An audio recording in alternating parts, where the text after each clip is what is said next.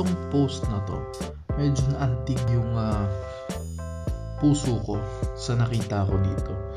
Na parang before, makikita natin talaga yung Manila Bay na talagang, oh damn. Alam nyo bakit ginawa ko tong video na to?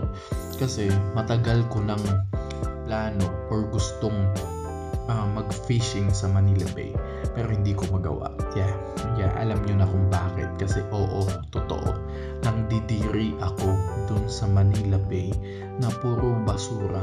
Nakikita ko yung mga nag-fishing dun na puro basura. Pero ngayon, dahil sa taong to, makikita nyo yung Manila Bay na wow, what the fuck. Napakaswerte natin para magkaroon ng isang pangulong katulad nito. Hindi ko alam. Isa lang akong simpleng mamamayan. Hindi ko alam kung ano yung tama masyado, anong mali sa pamumuno ni Duterte. Pero I appreciate sa mga ginagawa niya, pinakauna sa drugs and sa maraming bagay. Pero tingnan natin to. Ito yung sabi ko, ang galing.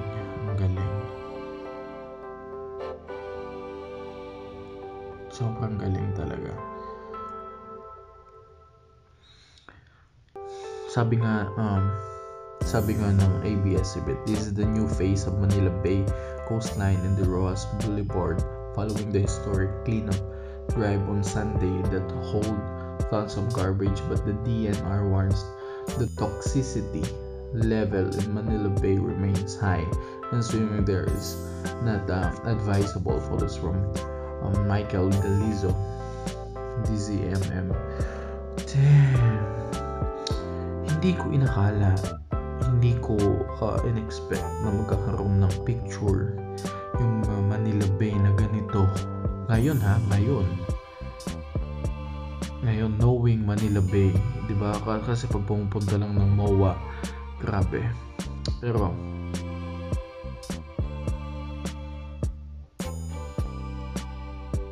basahin natin yung mga ibang comment dito.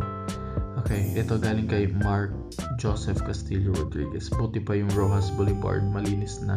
Yung Rojas na kandidato, walang kwenta. Hindi ako against sa kahit sino. Ako, as long as may nakikita akong progress and nag-benefit yung madaming tao, masaya ako doon and sinusuportahan ko yun.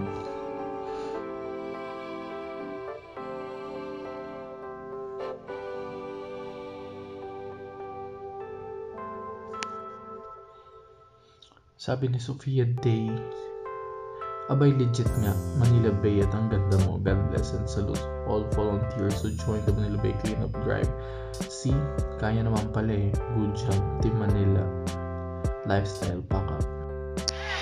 Touchdown, Batangas!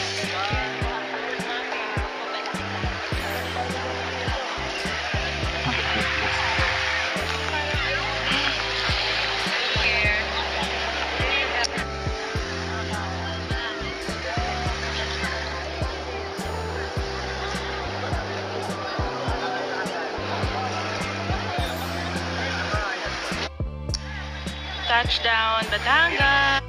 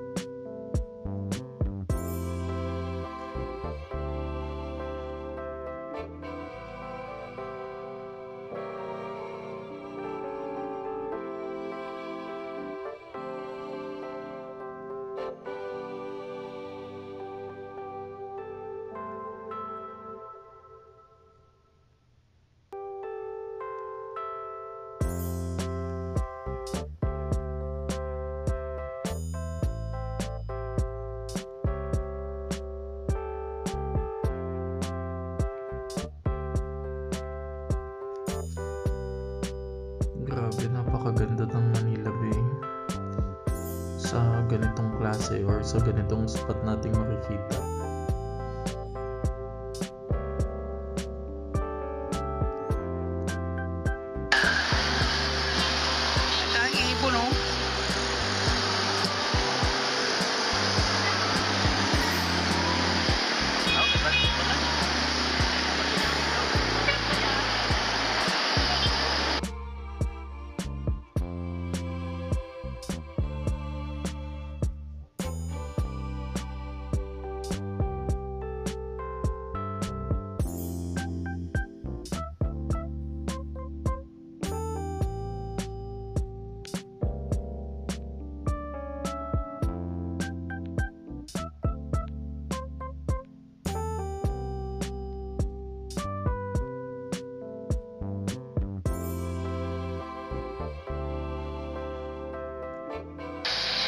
Kuya, anong ikaw lang mag-isa ang gumagawa nito? Anong pangalan niyo po? Chris. Kuya, anong ikaw lang mag-isa ang gumagawa nito? Anong pangalan niyo po? Chris. Kanina niyo pa ginagawa yan? Kahapon lang ako nagsimula. Kahapon. Bakit niyo po ginagawa yan? Wala kayong kasama, wala kayong katulong. Volunteer po, sir. Volunteer. Hindi kayo nakasama nung linggo. Hindi po. So ngayon kayo bumabawi. Oo. Hanggang anong oras niyo planong gawin po ito? Maghapon po. Maghapon. Ang ginagawa nyo, isinasala nyo yung Para maalis yung ayan. Marumi. Pag hindi kasi alisin yan, mananatili lang dito yan eh. Hindi ba kayo nahihirapan at mag-isa lang kayong gumagawa dito? Walang hirap basta galing sa kalooban. Ano yan? Nakasayang nga sa ano eh. Para sa kababayan natin eh. At hindi lang para sa mga dayuhan. Para makita nila man yung bansa natin na malinis. So, hanggang kailan nyo gagawin to, kuya? Gagawin ko ito hanggat nandito ito. Hindi ko ito tatantanan. Anong oras kayo nagsimula ulit? Alas 8. Alas 8 ng umaga. Hanggang anong oras kayo ngayong araw? Alas 5. Alas 5. Wala kayong, hindi kayo empleyado ng kahit anong ahensya ng gobyerno? Hindi po. Hindi talaga. Buong pangalan nyo po, kuya? Christopher Christopher Abria. Abria. Oo. Mabuhay ka, kuya. Maraming salamat sa ginagawa mo. Hindi lang naman to para sa akin, para sa lahat natin, kababayan. Maraming salamat, kuya. At sana umpisa na ito, yung tuloy-tuloy itong ang pangarap ni Pangulong Duterte na malinis ang Manila Bay. Maraming salamat, kuya. Yan si Christopher Abria. Kanina pa raw naglilinis, alas 8 ng umaga. Kasalukuyang alas 11 na po ng tanghali at tuloy-tuloy ang kanyang ginagawang pagsala doon sa mga basura na nasasama doon sa mga buhangin. At ayon doon sa ilang MMDA officials dito ay nakailang sako na siya.